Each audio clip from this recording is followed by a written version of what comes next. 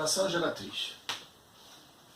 Isso é um dos assuntos que os alunos mais têm dúvida, tá? É um assunto que seria interessante que vocês começassem a estudar, procurassem depois auxílio em outros vídeos, né, ou em livro, para ajudar vocês, porque existem duas maneiras de fazer essa fração geratriz, tá? A fração geratriz tem o método das equações, que eu considero o tradicional, mas ele é um pouco mais difícil, e tem um método mais prático, que é o que eu procuro ensinar. Primeiro, o que é fração geratriz? É a fração que gerou uma dízima periódica. Toda fração é um número racional, justamente pela definição. Para ser número racional, esse número precisa ser escrito na forma de fração.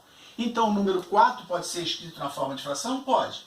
O número 4 natural, 4 sobre 1. Está escrito na forma de fração. Por quê? Porque 4 dividido por 1 dá 4.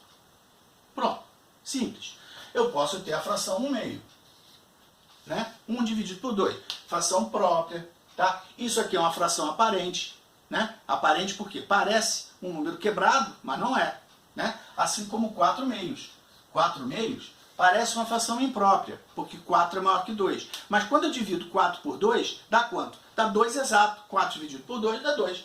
Então, isso é uma fração aparente. Então, isso aqui parece uma fração imprópria, mas é uma fração aparente. Quando eu escrevo 5 meios, 5 dividido por 2 não vai dar um número inteiro, vai dar um número quebrado. Então, essa aqui é uma fração imprópria.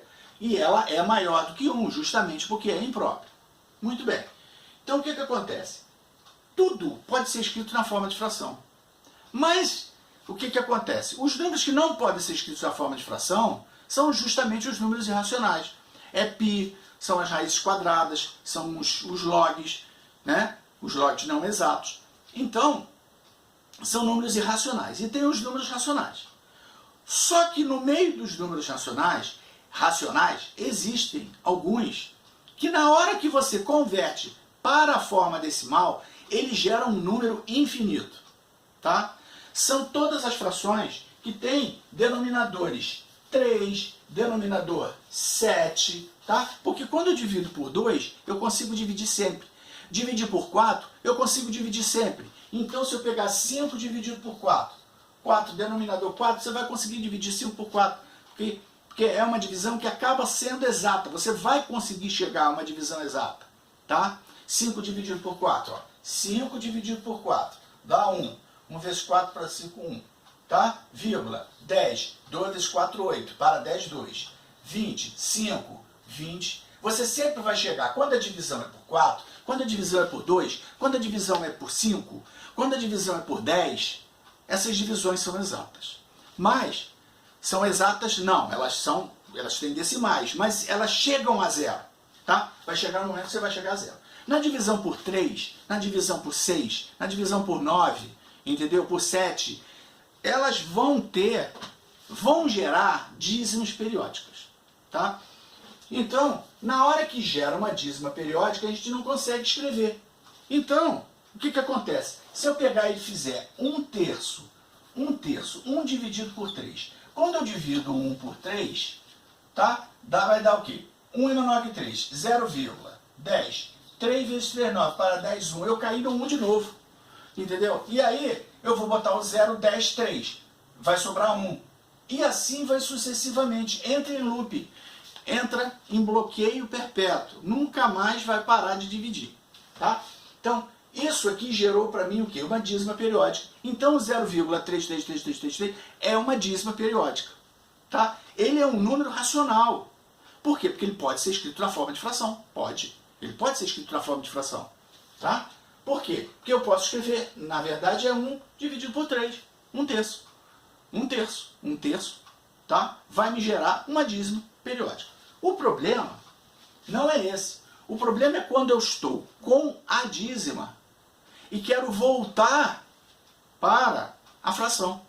Fazer a conversão de decimal para fração. Porque fazer a conversão de fração para decimal é simples. Divide o numerador pelo denominador. É 1 dividido por 3, é 1 dividido por 4.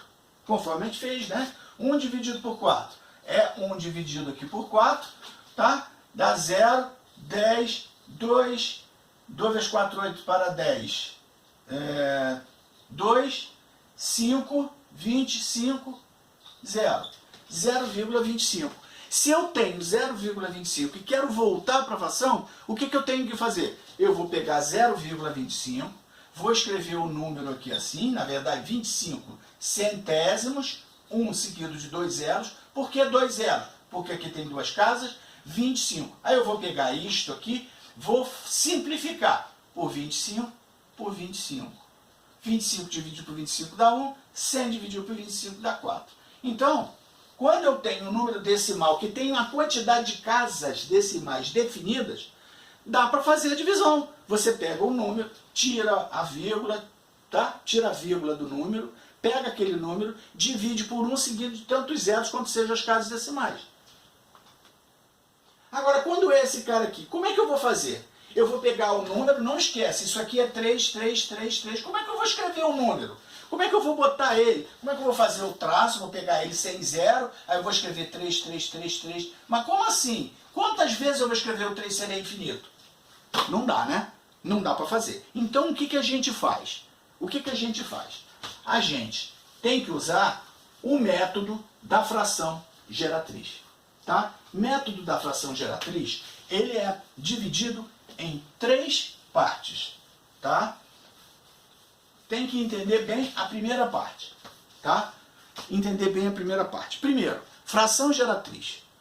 Todo número que é uma dízima periódica é passado, você pegar a dízima e passar ele para a forma de fração, você tem que analisar essa dízima periódica. Primeiro, você tem que encontrar o que é a parte que se repete, o chamado período, por isso que é dízima periódica. Tá? Então, se eu tenho aqui 0,333 reticências, cuidado, se não tem a reticência, é 0,3333. Esse número aqui, se não tem a reticência, esse número não é dízima periódica. Ele é 3333 e para. Isso aqui é diferente de quando tem pontinho. Tá? Então, para não acontecer muitos erros, criou-se uma nova nomenclatura, 0,3 traço. Porque o que acontecia, às vezes a pessoa escrevia no livro 0,3333 e esquecia, na hora da impressão do livro, esquecia de botar reticência, a pessoa que lê pensa, não, é 3333 dividido por isso aqui.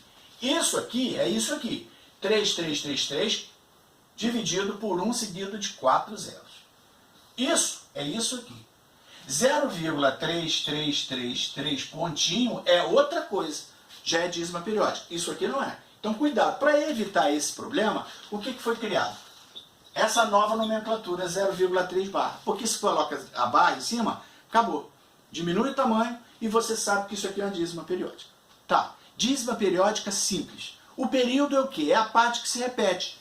Aqui se repete quem? É o 3. Ah, repete 33. Não, não repete 33, repete 3. Agora, eu posso ter aqui 0,45, 45, 45. Então, esse cara é 0,45, ó. Ele tem 2 números no período. Um período com 2 algarismos, tá? E assim sucessivamente. Como é que a gente resolve a dízima periódica simples? Isso aqui é dízima periódica simples, tá? Ele começa com 0, e tem o período. O período pode ter um elemento, tá? Como é o caso do 0,3, pode ter 2 elementos, como no caso do 0,45. Como é que resolve? Simples, vai ser sempre assim, tá? Vai ser sempre, sempre assim. Bem, eu vou pegar esse cara aqui. O que eu faço? Pega o período, 3. Divide por quem? Divide por tantos 9 quanto forem a quantidade de elementos no período. Essa dízima periódica simples tem um algarismo no período. Então eu vou botar um 9 embaixo. 3, que é o elemento que está no período, dividido por um 9. Vou simplificar aqui por 3, vai dar 1 terço. Ó, 0, lembra quando eu dividi 1 terço? Quando eu dividi 1/3, 1 dividido por 3, deu 0, ó. Deu 3, 3, 3, 3, tá? Aqui, ó, 1/3. E 0,45? 0,45 é o quê? O período 45 dividido por quem? Por 9, 9. Por que 2, 9? Porque são dois algarismos aqui, 45. Dois algarismos, tá? Simplificar, vou dividir por 5, não, vou dividir por 9, né? Dividido por 9, dividido por 9. 45 dividido por 9 dá 5. 99 dividido dá 11, ó. 5 onzeavos. Se eu pegar 5 e dividir por 11, eu vou cair na dízima periódica. 0, 45, 45, 45, 45.